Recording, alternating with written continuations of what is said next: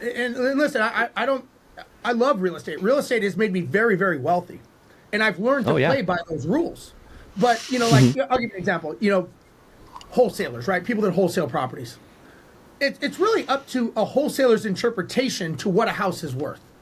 Well, it's really not. There is a set value for what someone will pay.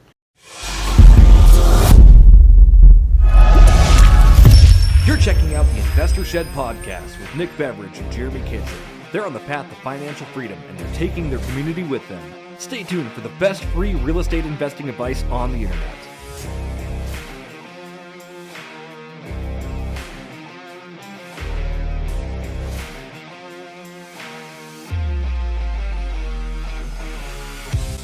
Ladies and gentlemen, boys and girls of all age, welcome to the Investor Shed podcast. My name is Jeremy Kitchen, one of the hosts, here with my lovely co-host, Nicholas Beveridge. Nick, how are we doing today? I am doing pretty good. It is day one of 75 hard for me, but for you guys out there, you're going to get a nice, hard dose of business reality today, aren't you? Oh my goodness, you are going to get such a big, hard dose of business reality. Steve Rozenberg is on the episode. I thought Steve was amazing to talk to. I know you had him at your REI event recently, and I saw on the Facebook Live. He's a master speaker. He commands an audience, and he just brings so much knowledge. And Nick and I took notes the whole time, as you should too. If you're a business owner, you should definitely be taking notes about what Steve can bring for you. So we've been doing this event for 9 years, where we have our networking event, and we bring in a guest speaker here and there. But this was the first time I've ever had multiple people come up to me after the event and text me the next day and tell me how grateful they were that we got a great speaker. This guy is phenomenal. I feel like he might be overqualified, maybe, to be on our podcast. What do you think?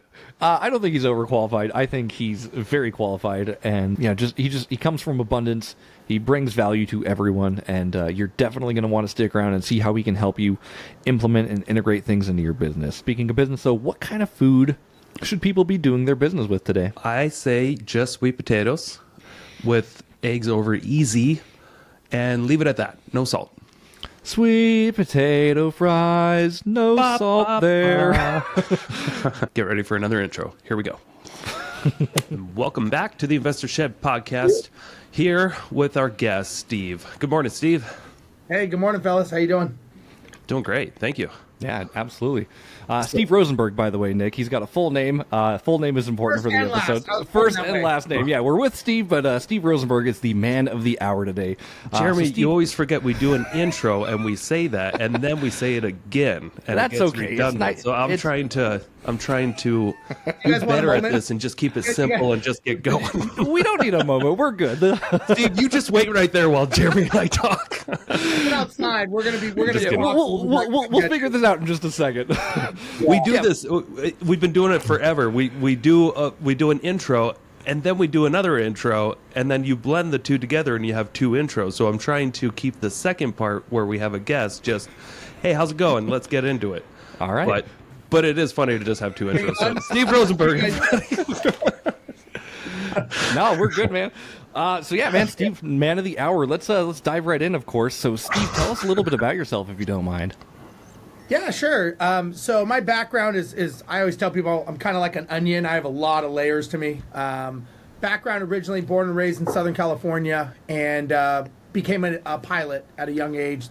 That's all I ever wanted to do was fly airplanes. Got hired with a major airline at 25 years old. I was the second youngest person hired by this particular company. And had the job of my dreams. I mean, it was everything that I ever wanted. It's what I studied for. It's what I focused on. That was it. I was going to be a commercial airline pilot, and my life was set, quote unquote, until a day in history. And that day was 9/11. 9/11, as we all know, is a very tragic day. And for me, 2 days after the towers fell is the day I got my furlough notice. So the safe and secure job that I thought I had on September 10th was basically, hey, Steve, thanks for being this great employee, but you're about to be on the street with 50,000 other pilots, so good luck. And that was it. And now this one thing that I focused on, the only thing I knew, all I knew how to do was really be a pilot, and I really wasn't the best pilot at that, but that was what I did. And now I'm on the street going, what the fuck do I do? And I just Yeah. started, I was like, okay, I knew that when I learned to be a pilot, I read books. They didn't have YouTube back then, but I watched video cassettes, and I got an instructor, a flight instructor, and so I learned how to fly by reading and doing. Right? It's kind of like you can't read a book golfing. You got to read a book, and you got to go take golfing lessons if you want to, hit it, or at least I do. Right. So I started reading about what do people that make money do? Like, what is wealth? How is that? I didn't know anything about it because all I want to do is be an employee and have a job. Anyways, I started learning about real estate, and it looked like everyone that I met somehow, some way was tied to real estate. I thought, well, okay. So I started reading, and I read a book a week on real estate. Everything I could consume, I just kept reading and reading. It took me about a year. And finally, I felt like, okay, I've got enough knowledge. Now I'm going to start acting on it. So I thought the same thing. I'm like, well, when I didn't know anything about flying, I got an instructor. I don't know anything about real estate, so I'll hire a mentor. So I hired this guy. Sure. He charged me $10,000 and to teach me how to do a double escrow close. Now, I didn't have $10,000, but I knew I had to do something. So I paid the guy the money, and he said, listen, Steve, he goes, if you do what I tell you, it will work. And I'm thinking in my mind, well, why wouldn't I? I just paid you $10,000 that I don't have, so yes, I'm all in. 30 days later, I'm sitting at a title company.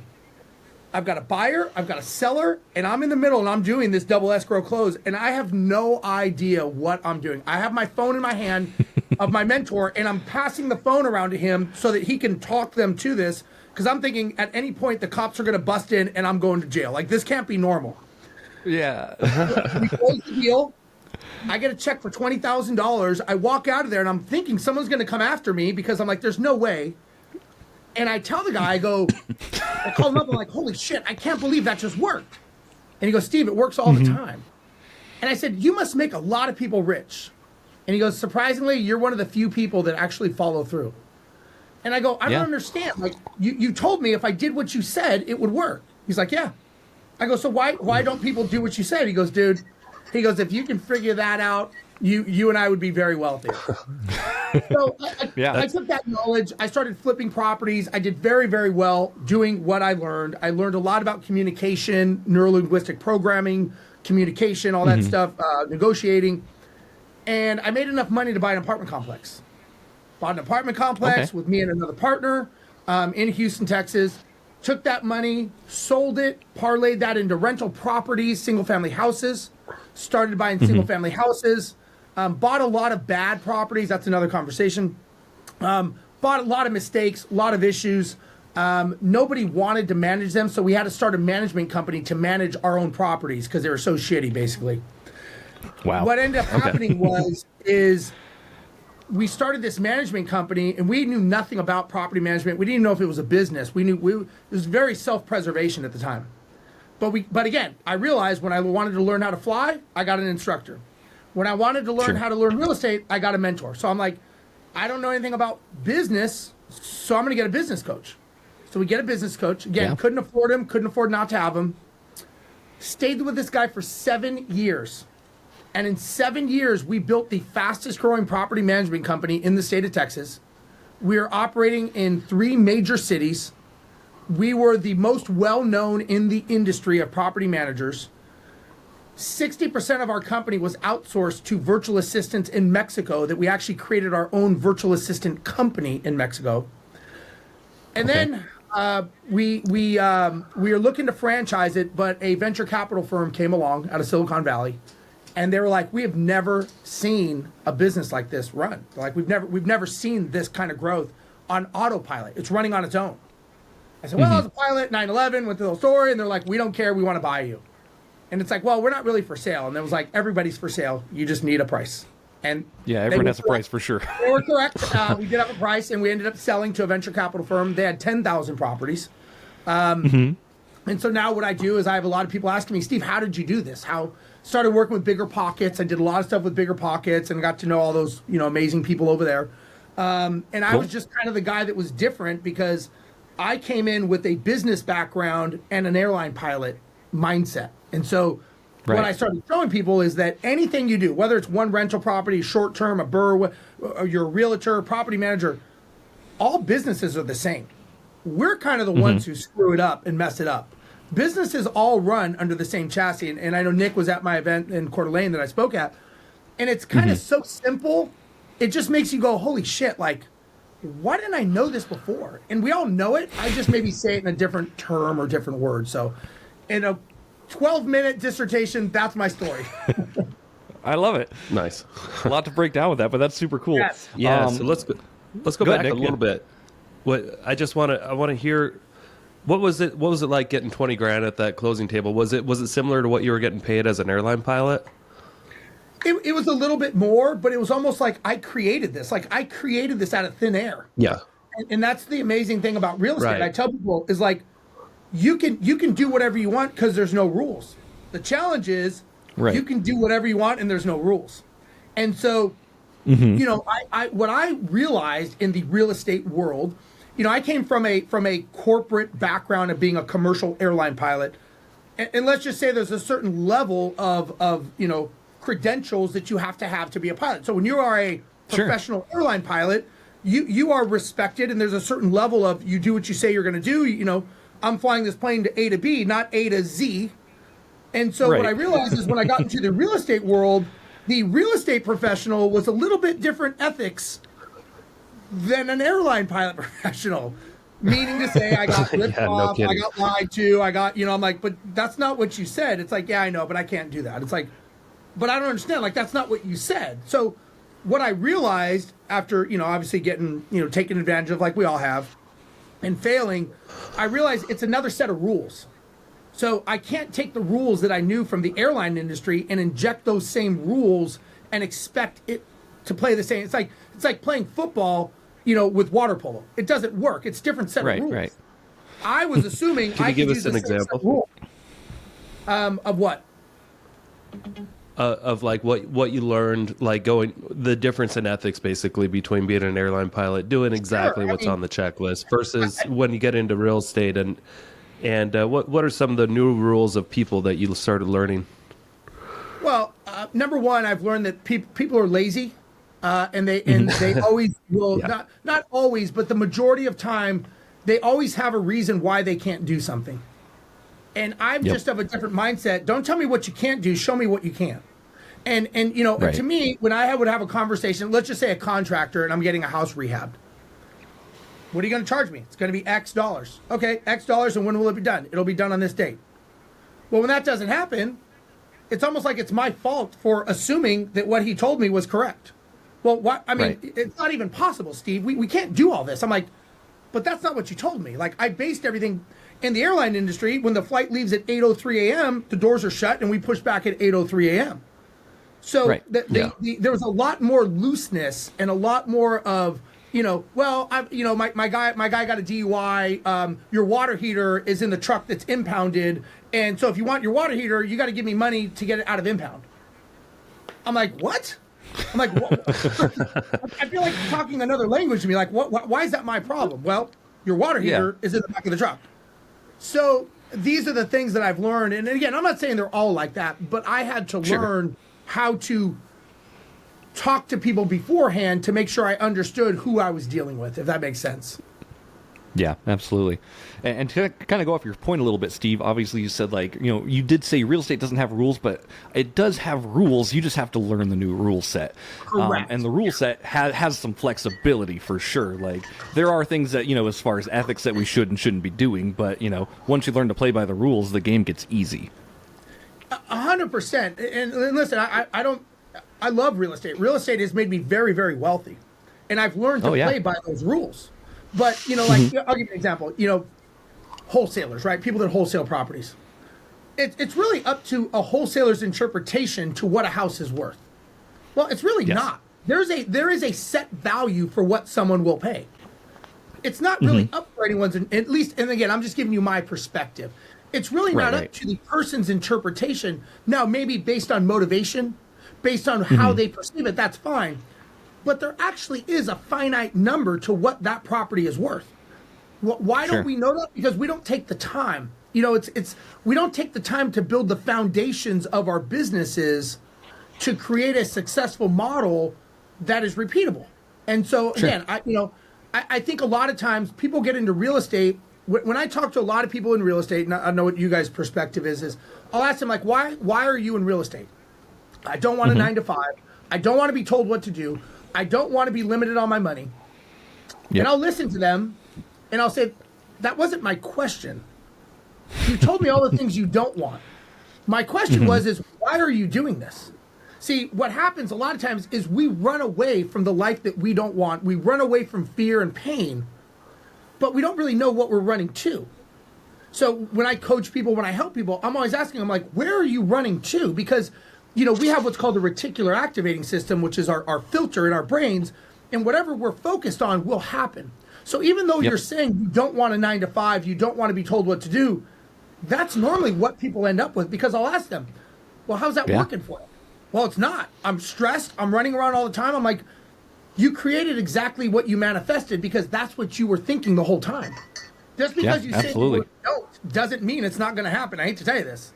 And the only way it happens is by planning and setting up clear expectations. And, just like flying an airplane, we don't get into the airplane, take off, and go, hey, Jeremy, where do you want to go today? Like, do you want to go to Hawaii or maybe Rio? Yeah, what's the plan, right?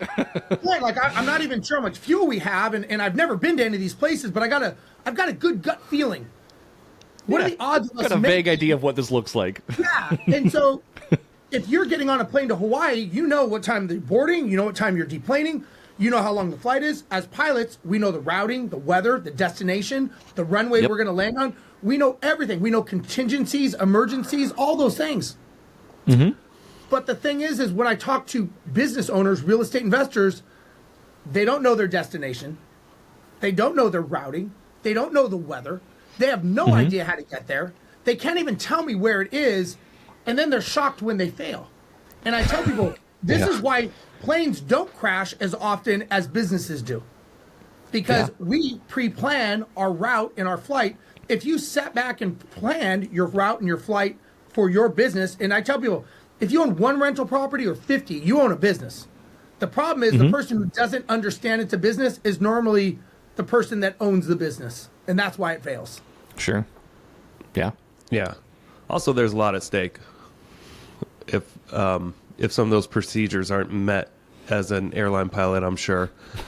And in the business world, you may not know the consequences may not be that apparent, or they may not show up for a while if you're doing the wrong things. They're micro. Or like in a plane.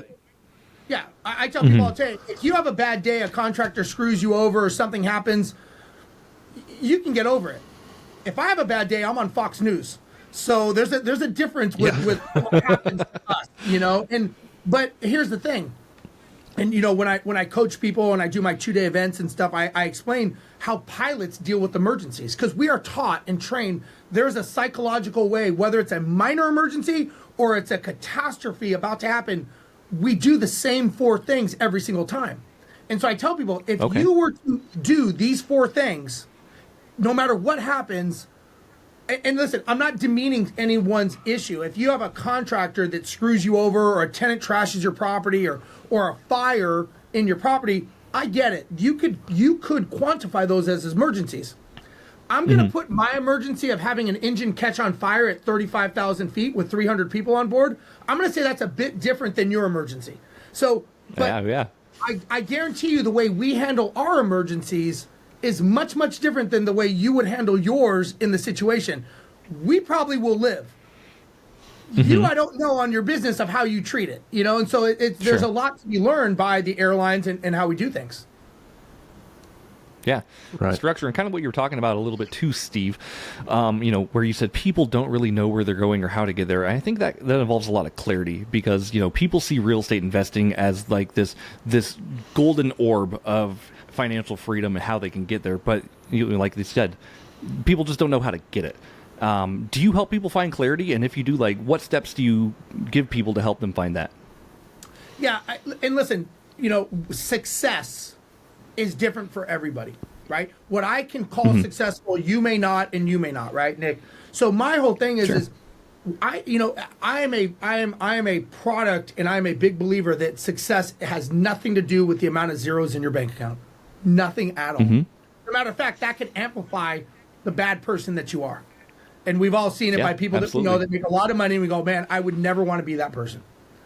With that being said, what I have learned is I have to figure out, what do you want? Like, what is your destination?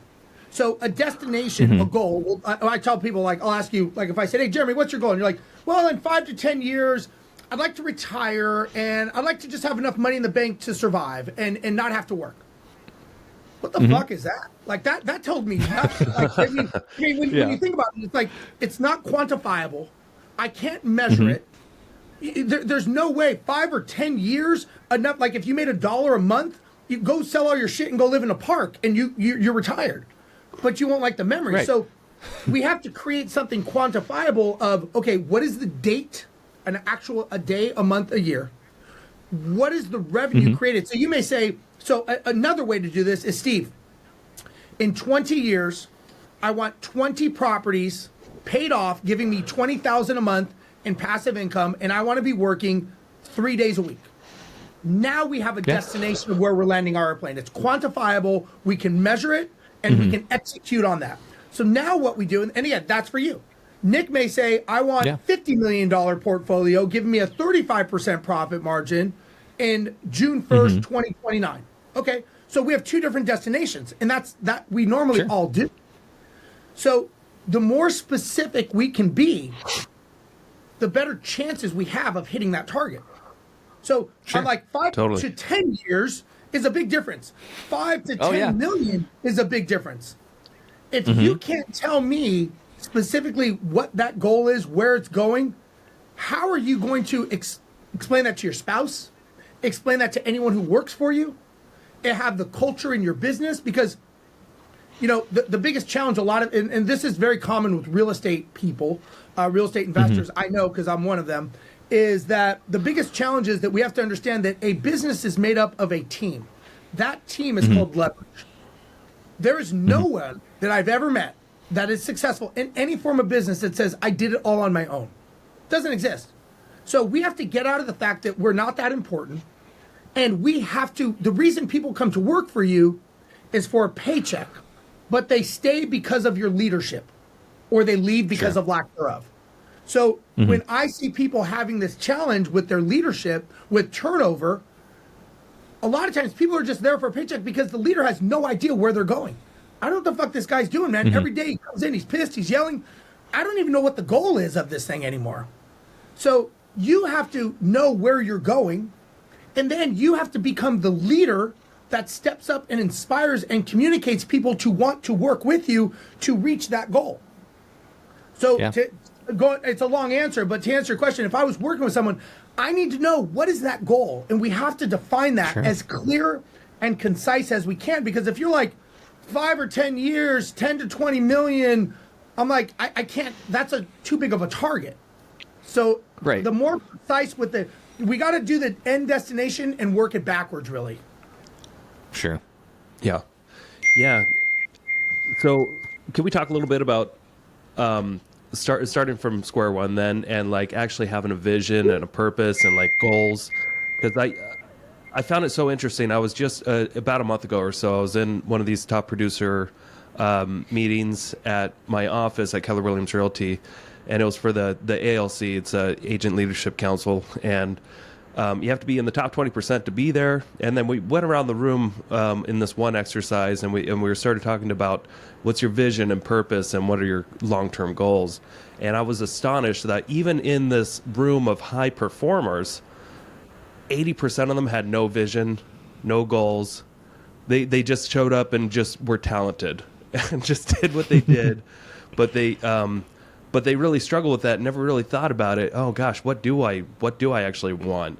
Yeah. And it's staggering to me just how common it is for people to really lack vision. And that's where I think they get stuck in a rut, as I'm sure you know that too.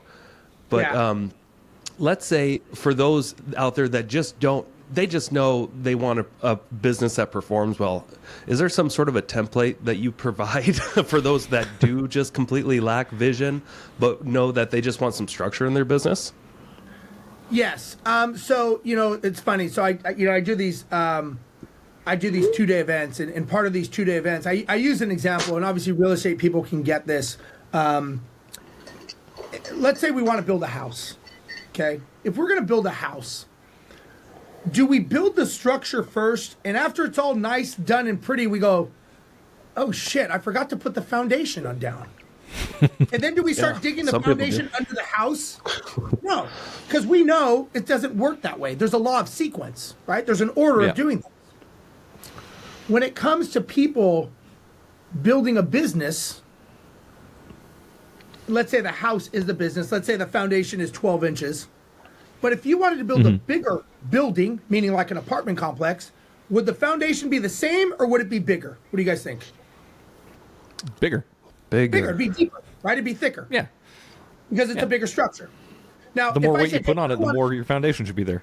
Exactly. So if I said, I want to build this huge skyscraper of a building, like the needle, Space Needle, do you think that foundation's the same, or is that really, really, really, really thick? It's really thick, right? Really thick. Probably pretty big. So, meaning the bigger your business, the deeper your foundation. Before you go up, you have to go down, meaning you have to build the foundation of your company. How many people, and again, I was one of them, so I can attest, they start their business and they never built a foundation. So now economic times are changing. The weather's changing, and all of a sudden that business is tilting because there's no foundation supporting it. So there's 5 pieces to the foundation that you need to have. The first is you've got to have marketing. Marketing basically makes your phone ring, right? Very simple. After marketing makes your phone ring, sales answers that phone. Sales has 2 jobs. They either convert them to becoming a client, or they determine it's not a good fit for that business model. So they're kind of the gatekeeper. Once they're converted to a client, it gets handed over to operations, and operations processes that order. They fulfill it, and if they do a good job in operations, 2 things will happen as a result of operations. Can you guys guess what those are? What do you think? You didn't think you'd be ask questions, did you? I'm like, oh, here we go. We're put on the spot. Repeat the question, please. So 2 things that happen from operations? If operations does their job and they do it awesome, what is that customer probably going to do? Buy again? Exactly. They're going to Need become to be a repeat customer, fulfilled? and they're going to refer people to you. And a referral is the highest margin, easiest acquisition of any kind of marketing mechanism. So if your operations is tight and you're doing what you're supposed to do, the next thing you got to do is you've got to get referrals. I mean, they've established know, like, and trust. So again, just recapping, marketing makes the phone ring, sales answers the phone, converts them to being a client. Once they're a client, they fulfill the order, and then accounting, finance, they pay everybody. Now, the fifth and the last that sits over the top of all of this is leadership. What I just explained to you is what's called an organization chart. That's the foundation of a business. So if someone said, Steve, I need to fix my business, my first question is let me see your foundation. How big of a business are we building? Now, you may be doing all of these things right now, and that's okay, because I can show you how to dissect yourself from that. But the first thing we got to do is we got to look at the outlay of your model and go, are we missing any departments? Like, dude, you don't even have a marketing department. Your phone's not even going to ring. Right. So once we do that, the next challenge that people have, what they don't understand is you actually need to have 2 organization charts, not just one. You got to have 2. Okay. Can you guys guess why? Backup plan? That was what I was going to say. Backup plan or reserve plan? A backup plan means you don't believe in your first plan, so no. Makes sense. So think about it. You need one for the business it is today, and one for when you land your plane and you reach your destination and reach your goal. What does that business look like? So if you said, like okay, now I have... sell date. Yeah, the sale date. So if you said, okay, I have one property now, and it's just me, and you have the organization chart, but you've got everything filled in, me. Okay, that's fine. When you have a property and you're like, okay, I want $10 million of real estate, which is going to equal, 15 properties, whatever it is. Okay, sure. 15 properties, it's going to be much different structure than that. So what you need to do is when you're building the structure, see, now, again, like when you're driving, you have your destination of where you're going to reach, and then you have where you're starting. Now right. what you got to do is fill in the middle. So it's more mechanical than we may think. Is that my point? Sure. Did that explain yeah. to Nick your question? Yes, it does. Thank you. And look, you guys, and obviously there's a lot to that. So is this your template for somebody? It is. Yeah, it is. It's very simple. And because everyone is at a different place. I don't know where you are in the highway of your business, so I don't believe in a cookie cutter one size fits all. I coach people that are just getting started. I coach people that are doing $30 million a year in revenue. So, a $30 million a year revenue guy is going to go, I'm looking to legacy and pass it down to my children. I don't need to figure out this. I'm already going. So, I don't think anyone in real estate is a one size fits all, or any business model for that matter. Yeah, absolutely. Yeah, but it's better than nothing. Well, yeah, absolutely. And one of the challenges I think that, and this is most prominent in real estate entrepreneurs. Mm-hmm. If I said, hey Jeremy, what do you do? And you're like, I'm a flipper. Okay. And I said, Nick, what do you do? And you go, oh, I do Airbnbs. The mistake is that, number one, you're not identifying yourself as a business owner. That's the first mistake. I'm a business owner. My subsection of business is real estate. The subsection of that business is flipping. Flipping is just the strategy to reach the goal. At the end of the day, all three of us and everybody watching this podcast show, we're all entrepreneurs. We're just maybe using another strategy or mechanism to achieve our financial goals, which are to create a life or memories that we want. But at the end of the day, like, you don't want to, that's like saying I'm a freeway. I'm the 5 freeway. That's what I am. It's like, but the freeway gets you somewhere. So the problem is if Jeremy says I'm a flipper, and that's who he identifies with, well, guess what happens? He's only going to be talking to other flippers. He's only going to basically relate to other flippers. But if, let's say, an apartment complex comes over his head, Jeremy's never going to see that opportunity. Why? Because he's a flipper. So my advice is be a business owner. Step back and look and say, you know what? I look for opportunities as a business owner. I find the best opportunities in flipping. I don't give a shit what it is. Like, when I had my property management company, we had over 1,000 properties.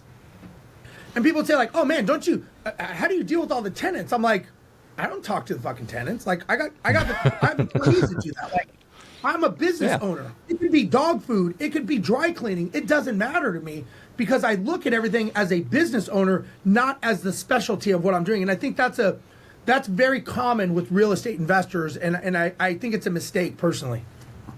Sure. Yeah. Yeah. It's so funny. I've owned rentals now for like 9 years or so. And even real estate agents that I talk to, they're like, yeah, I just don't want to mess with toilets and stuff. And I've never messed with a toilet in almost 10 years of being a landlord. And it's funny, people's perceptions versus reality. And 100%. just like you said, when you take a step back, you're a business owner. It doesn't mean you're in the operations. Right. Yeah. I agree. Yeah.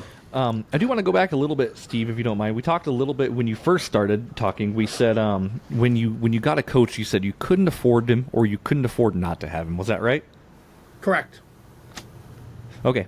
I want to talk about how you got over that hump, because I think a lot of people get stuck at this impasse where they can't make a decision in life and they don't know what they need to do.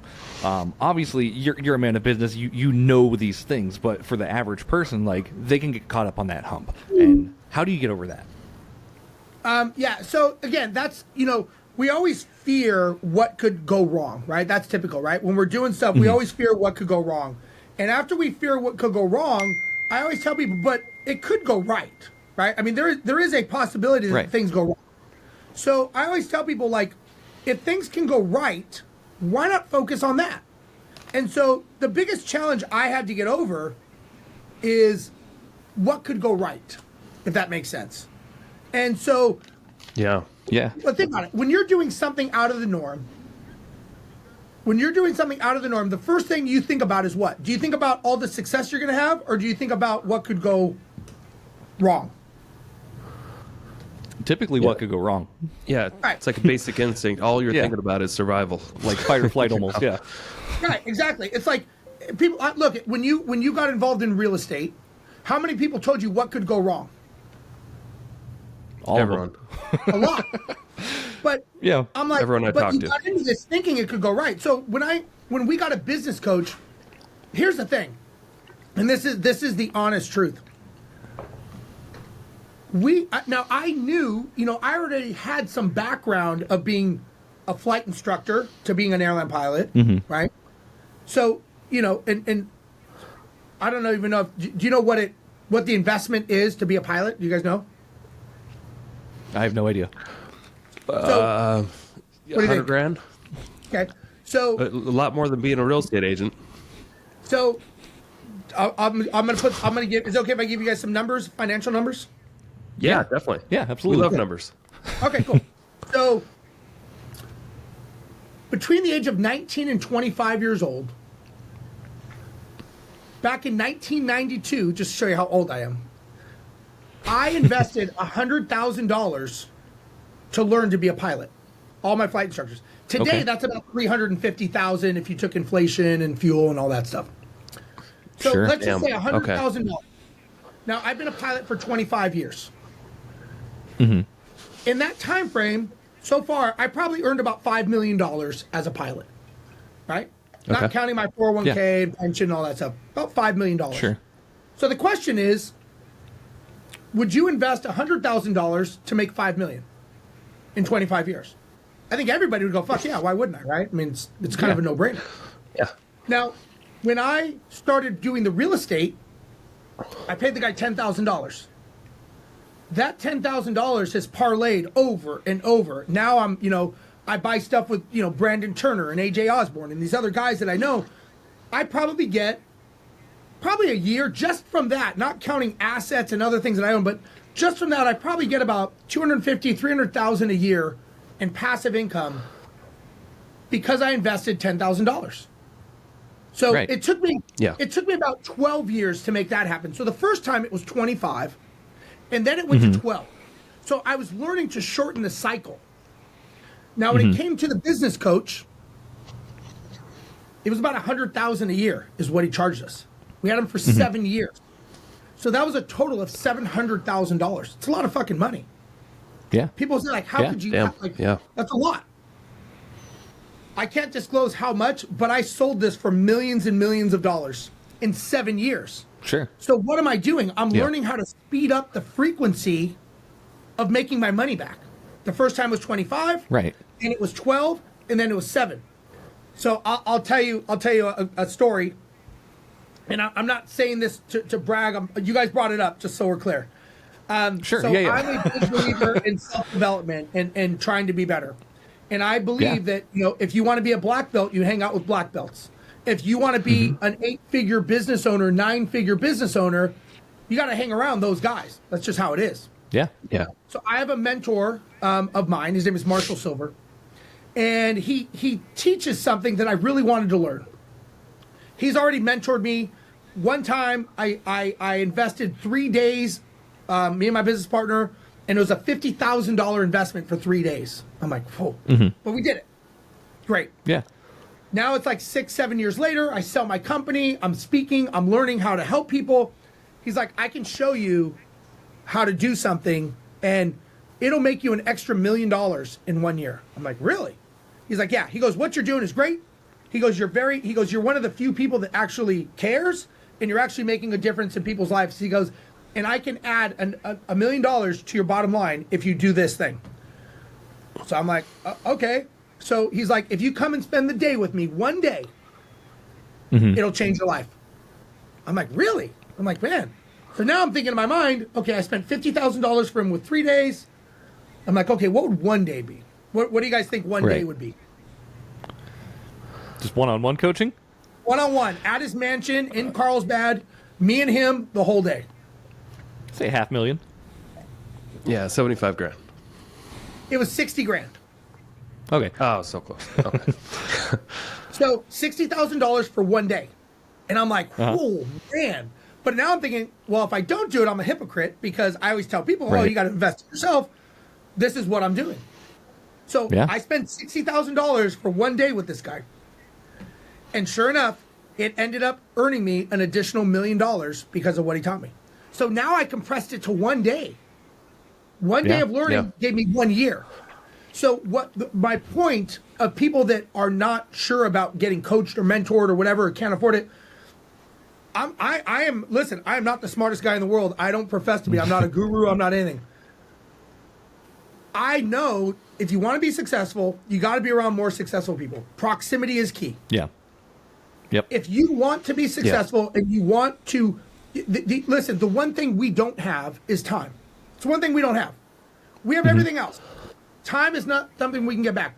If I can show people how to compress from 25 years to 12 years to 7 years to 1 year, why would you want to figure it out on your own? Why wouldn't you, and listen, I'm not saying use me, but why wouldn't you want to go to someone and go, fuck, I'd rather learn it this way. I mean, if I never got a lesson learning to fly, what do you think the odds are that my first flight would have been successful? Probably not. Slim. But how many people start real estate investing, they start their business, they have no lessons, they have no structure, and then they're shocked when they crash and burn. So, yeah, absolutely. You know, I would rather waste money than my time, is what I've learned. Sure. Yeah. So, and a caveat to that, I think some people, you know, they may definitely trust the person and the system and know that they can get a good return, but maybe they don't have full trust in themselves that they're going to actually apply what they've learned. It's true. And that's where they fuck up. So do you have any recommendations for those people that just, they try to overcommit and they'll sign up for coaching programs and do you have people that just don't do what you say? And dude, how do you get around that? You would be shocked. I have people that sign up, pay me $50,000, $60,000, and I never hear from them again. And I check in with them, and they're like, I'm good. I just want to make sure you're there if I need you. And I'm like, okay, like, you sure? All right, man. Yeah, so the accountability, everybody has a different why. I mean, I know Tony Robbins. I know people that work with him. They say people pay Tony $1 million, and they never even talk to him, never want to. They just want to know. Now, I think it's like getting a gym membership.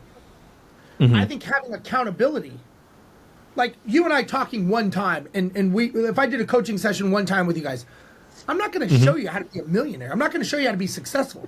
It's repetition. It's like going to the gym one time. You're not going to get in shape going one time. You've got to go every day. So what I've learned is proximity and daily habits are what will change your life, not just one time. So what I do when I coach people is I do weekly group coaching calls. I do these 2-day events. It's being immersed in this constantly. I've got a community, like I have a WhatsApp group community that everyone can communicate and talk about. When I do my events, I tell people, bring your team.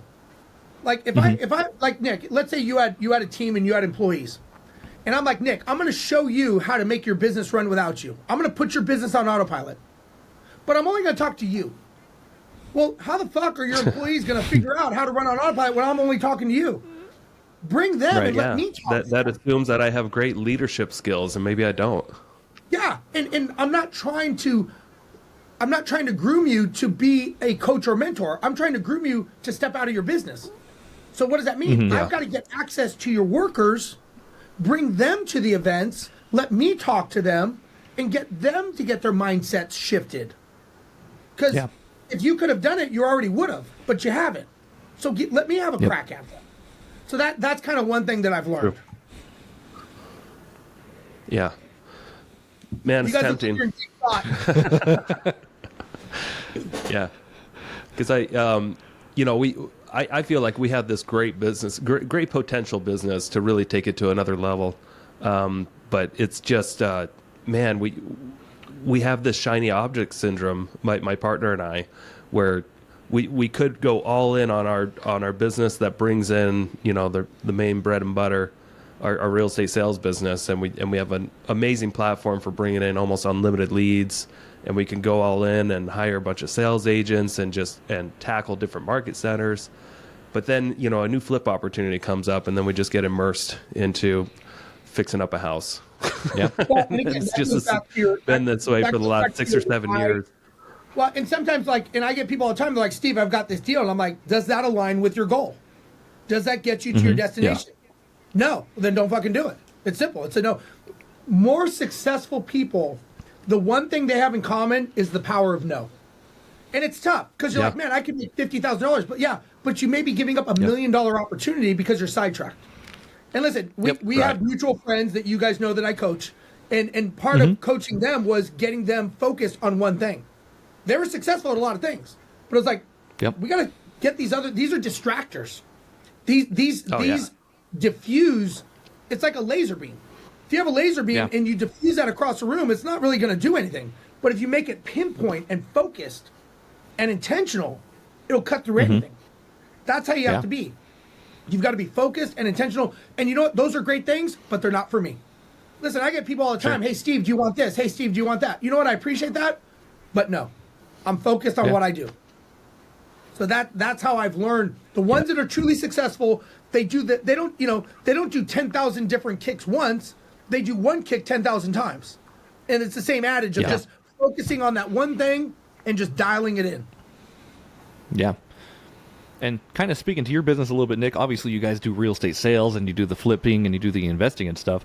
But I imagine it almost like like you just lose momentum as you start switching and start pivoting. Oh, totally. And then you do that constantly, and then you're never really gaining. You're staying in a narrow lane of never gaining momentum.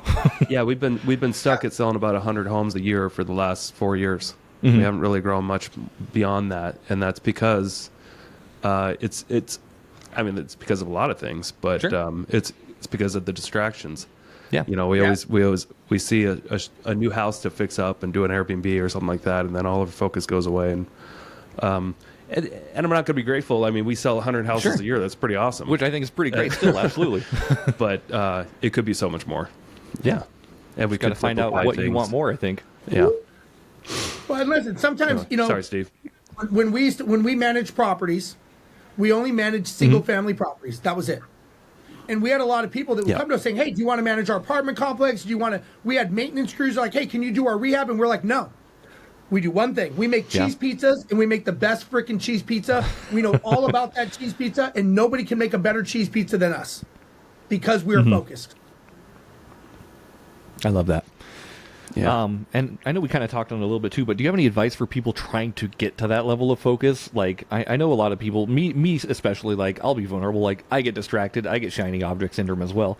It's easy for me to be like, oh, I could pursue this. And then I lose steam, right? And then I lose interest. And then I find myself trying to figure out, A, where I went wrong, and B, how to get back to a point that makes any sort of sense. Yeah. And that's very common. Now, what I recommend is, I think it has to do with proximity of being around the people that you want to be like. Honestly, that to me is like, you know, if you're around other people that are running around doing shotgunning and this and that, you're going to become, you know, like they say, birds of a feather flock together, right? You're the product of the five people you're hanging around with. If you were hanging around with people that were in private jets, doing 9-figure businesses, doing this and doing that, you're going to be like, I'm going to do what they're doing.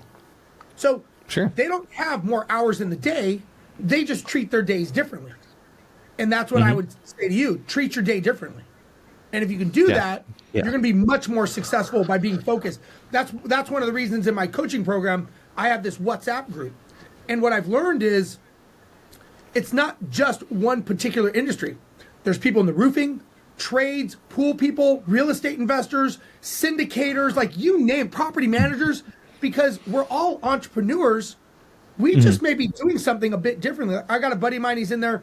He has a coffee business that does coffee for about $8 million a year in revenue.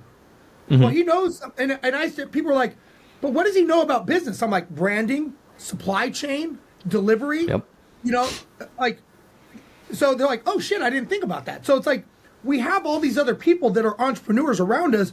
We just don't see them that way because they're not our circle of people. Sure. Yeah, very interesting. Yeah, and Jeremy, you're living proof of this, man. Like when Jeremy came on board a few years ago with us, he came on as an employee, as a camera guy. Yep. And then just being surrounded by other real estate investors and entrepreneurs, eventually now he owns this business that we that he used to work in and has investments on the side. I'll give you an example. And you guys probably communicated at some point with my assistant, Daniela, right? My executive assistant. She's been with me about 5 years. She's down in Mexico. She owns rental properties now. Because my son, 14 years old, bought his first rental property. It's just all about proximity. That's what it's about. Sure. Yeah. Success seems to be pretty contagious. But so does losing is also. Yes. Losing is also, if you hang around a bunch of losers, it's amazing what can happen. 100%. And that was me when I was younger, right? I hung around not exactly like entrepreneur or business people. I just hung around people who didn't care.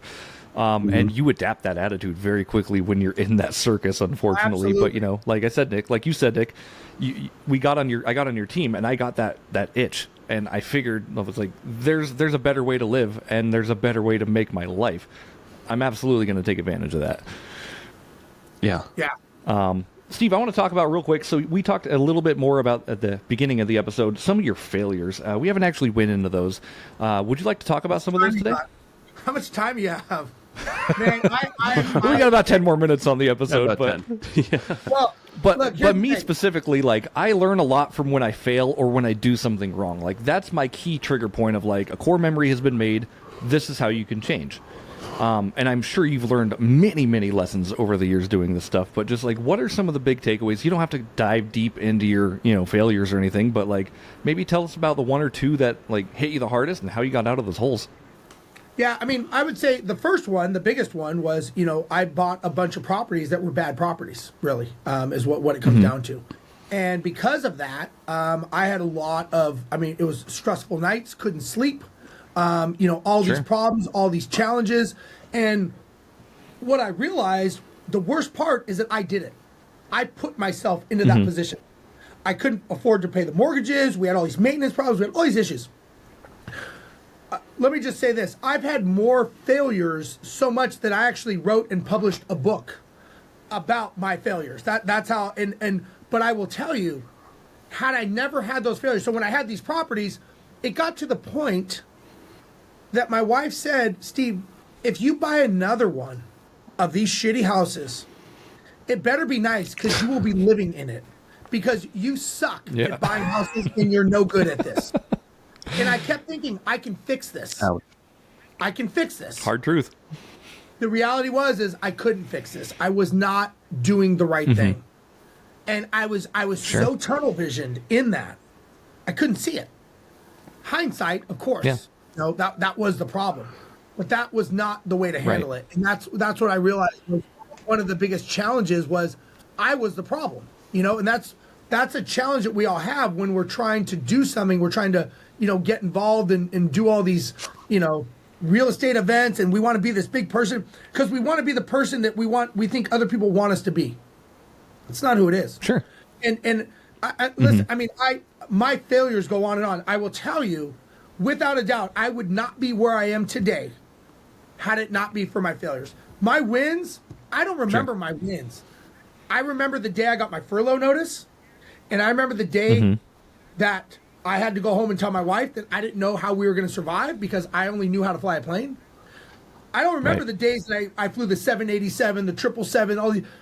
I don't really remember those days, but that day I will always remember.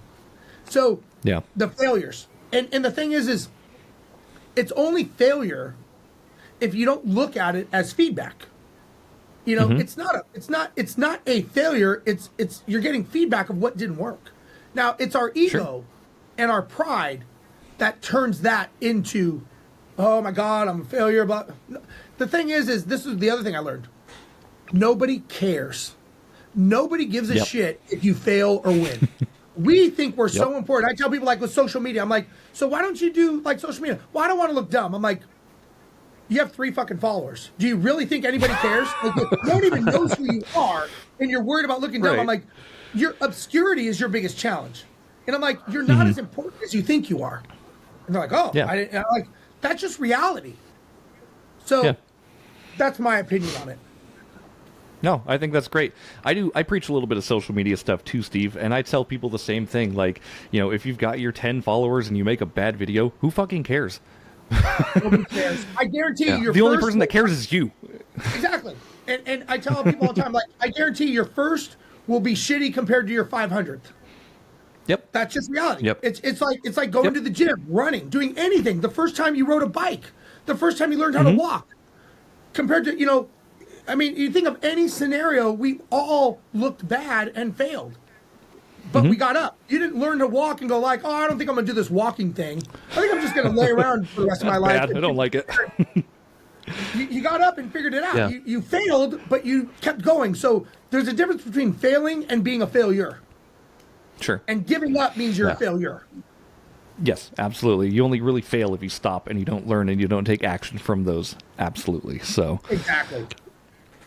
Before we wrap up too much, can we talk a little bit about AI? Just because it's the Investor Shed podcast, and we've been talking about that a lot lately.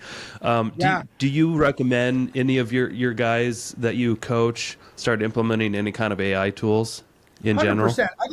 I think any tool that you can use at your disposal, and again, just my opinion, so I don't know what your guys' stance is, but I think you're limiting yourself and almost being selfish by not utilizing a tool. It's like saying, we have a car, we could drive to the airport, but I think we're going to walk. Let's all carry our luggage and walk. Absolutely. Yeah, no It's kidding. like, but they just invented this cool car. Yeah, I don't use cars. I'm going to walk. That's a fact. Yeah. So yeah. I use AI. My team, my social media uses it. I use it with my team. Like, okay, we got to create a job description for a marketing person for a real estate investor that owns properties in Pacific Northwest. Yep. AI, plug it in, refine it. Now you got the job description. Why wouldn't you use the tool? Like, I don't understand why people would be afraid of it. It's more of I think it's more of an ego thing as to why they don't. But sure. Yes, to answer your question, 100%. Yeah. Okay. I think you're right with that, Steve. Obviously, I think ego gets in the way of a lot of that because people are stuck in their ways of what they think works. Yes. And what they think works, specifically, if they haven't seen the results, it probably doesn't work the way they think it does. And just the way of utilizing AI, that tool's there for us to use and at our disposal. If you don't use it, you are specifically at a disadvantage at this point. 100%. It's like saying everyone is driving, but I'm going to walk due to principle. Okay, but you're not going to make it. Right. Yeah. So I just... You might, but not at the same speed we are. Yeah, everyone's going to be you're gone. going to lose the race. You're going to lose the race. And again, the one thing that we don't have more of is time. And that's the one thing that you have a tool. A tool is a leverageable asset. AI is a leverageable asset. Why not use it? 100%. I don't see the reason not to, but that's just me. Yeah, I think it's just been so amazing to me, just how much time it's been saving me on all these mundane tasks that I've been doing for the last decade, and now I can just hit a few buttons, and it comes out even better than what I can produce. Yeah, I'm a fan of it, and just curious if there's anything new cutting edge that you've been. Is there anything specifically that you've been telling your people to start implementing? You know what? I am a cheese pizza. Implement the foundation before you go. The problem is this industry, this world has so many apps and gadgets and this and that, but yet I don't see many more successful people as a result of it. They use it as an excuse, not as a tool. So sometimes it's better to go back to pen and paper and just write shit down that you want to get accomplished. Like something simple like creating a business plan. Right? Many people, like I tell people, you wouldn't get on a plane without a flight plan. If I didn't have a flight plan, I didn't know where I was going, you wouldn't get on with me. But how many people start a business without a business plan? A lot. Right. So I think going back to basics and doing I do these 2-day events. First thing we do is we help you create your business plan. Because based on your business plan is basing your goals and your target of who you're going after for marketing, the conversion of sales, all of that is under the chassis of your business plan. So if you don't have that, you're building a house without a foundation, and it's going to start leaning, and eventually it'll fail. Yeah, absolutely. Got it. Cool. Jeremy, you want to do those wrap-up questions? Yeah, absolutely. Hey, so real quick, Steve, thank you so much for joining us today. I think it's been super awesome talking to you. Like, I've got a page full of notes here. I use this to my advantage. And it's awesome having it. Yep, I got all my notes right here. But we always do a wrap up, and we do some predetermined questions for you, if you don't mind, Steve. So the first one is if you had a business or investing book that you recommend all of your clients or any real estate professional read, what would that be? I have several. The one of the first ones is called Eat the Frog by Brian Tracy. I love that book. That's a good book. Yep. I really like 10X from Grant Cardone. I think, despite what people may think of him, I think the guy is, I think he's very successful, and I think he what he says resonates a lot with things that we should be doing if you set egos aside. Yeah. I would say those two are probably good fundamental books. I love that. Perfect. And next question for you. E-Myth is another one. E-Myth Revisited, specifically by Yes. Michael E. Gerber. That one is fantastic as well. And what's the name of the book that you wrote? It's called Failing Our Way to Millions, Building an Empire. It's on Failing Our Where can Amazon. people Way get to that book, by the Millions. way? They can get it on Amazon, Kindle. You can go to my website, which is steverozenberg.com, and you can see it there. Cool. But yeah, it's on all the places. I love that. Next question for you, Steve, is if you had $30 million gifted to one of your bank accounts, what's the first thing you would do with it? I would invest it in marketing for one of my companies. And I would turn that $30 Easy. million Okay. into $300 million. You guys there? It cut out there. Sorry. Yeah, I cut out. Sorry. You want to say can that you answer repeat again, that? Steve? Yeah. So if I had $30 million gifted to me, I would turn that into a marketing strategy and basically turn that $30 million into $300 million very easily. I love that. Nice. That's awesome. Next You question. 10X it. Yeah, 10X it, right? Talking about Absolutely. Grant Cardone specifically. Next question for you is, how do you define success? That's a good question. It's a tough question, and I won't go too in depth. But I define success as creating memories with your family and your loved ones. As people that know me know, I had a loss. I lost my son recently within the last year in a motorcycle accident. Yeah. And I would say that I had a successful life with my son, not because of how much money I made, not because of how much time I had, but because of the memories I created with him. Kid went to 19 countries, traveled the world, owned a rental property. We did all these cool things. We rode motorcycles together. And unfortunately, he passed. But I would define it as the memories you're creating with the loved ones. I think that is really our true definition of success. I love that. Very That's beautiful. one of the best ones I've heard so far. Yep, very good. Nice. Next question is, Steve, what do you like to do in your free time when you're not, kicking ass and being the best coach around and flying airplanes? What else do you like to do with your free time? Well, thank you. I mean, I go to the gym every day. Every morning I go relentless. And right now my focus, my 10,000 kicks is building this coaching business. So it takes up a lot of my time because I like it. I really enjoy doing it. I have a gift to help people. And I was always told, if you have a gift and you can help people, help them. And so I put all my focus and attention, and everyone that knows me, that gets to know me, that they'll say there's three things: I'm authentic, I'm committed, and I'm sincere. And that's just who I am. That's where I am in my life right now. That's it helps me with the loss of my son, and so that's what I do. Yeah. Very Perfect. good. And that's actually going to roll into my next question. So obviously with your coaching, where can people find out more about you, or if they're interested in any of your programs, what's the best way for them to get a hold of you?